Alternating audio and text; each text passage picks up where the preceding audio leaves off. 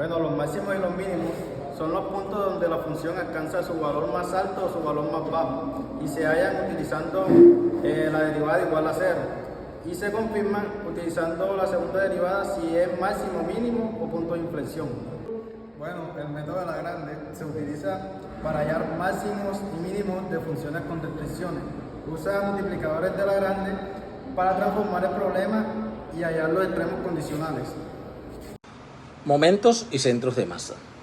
El centro de masa se refiere al punto donde se puede considerar que está concentrada toda la masa de un sistema sin cambiar sus propiedades de equilibrio. Los momentos se refieren a la suma ponderada de las masas multiplicadas por sus distancias a un punto de referencia o a un eje de origen.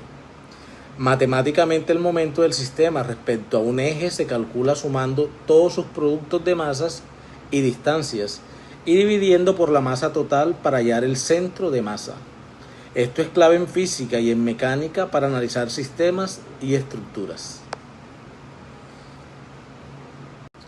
Por otro lado, encontramos el momento de inercia, que es una medida de resistencia al movimiento rotacional de un cuerpo respecto a su eje. Depende de la geometría del cuerpo y de la posición del eje y se calcula sumando las masas multiplicadas por el cuadrado de la distancia del mismo eje para cuerpos discretos o mediante integrales matemáticas para masas continuas. Es análogo a la masa inercial en traslación, pero para rotación.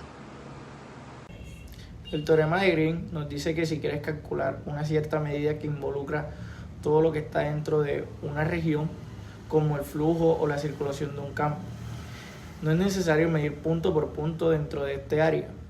En cambio, se puede calcular solo usando la información que está en el borde de esta región, o sea, la curva que la rodea. Es decir, que se convierte en un problema complicado de sumar cosas en toda la superficie en un problema más fácil de sumar solo sobre el contorno. Esto es muy útil porque en muchos de los casos la integral sobre la curva es más sencilla de calcular que la integral sobre el área. Por ejemplo, si tienes un campo que indica cómo se mueve el viento en un área, puedes saber si la fuerza total que recorre toda la región solo mirando el viento, cómo se comporta en los bordes. 1. Bueno, aquí en el punto de máximos y mínimos tenemos dos ejemplos.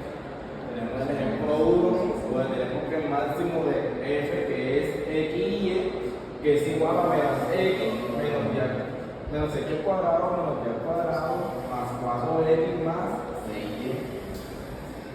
Paso 1, diferencial de f. Tenemos que diferenciar de menos 2x más 4 menos 2y más 6, que es igual a 0.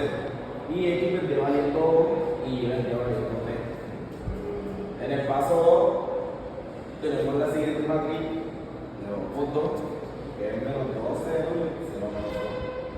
Que el negativo definido sería máximo. Entonces en el paso 3 tenemos el valor de f, que es 2 y 3, y es igual a menos 4 menos 9 más 8 más 18, que son los resultados de que es igual a 3. Vengo a hablar sobre centro de masa. Me da que falta la integral, que sería masa, y la divido en dos funciones, en x y en y. En x y en y me dan la siguiente función, que mide el triángulo con vértices, y es 0,0 de a, 0 y 0, b, y me da una densidad de 1. La masa por ahí b sobre 2 es igual a x igual de a sobre 3 igual a y igual b sobre 3, que nos da un área igual de y sobre x, la siguiente integral de y al cuadrado por b de x y a de a. Para el rectángulo ancho de b y de altura h respecto con la base, que sería b al cubo sobre 3.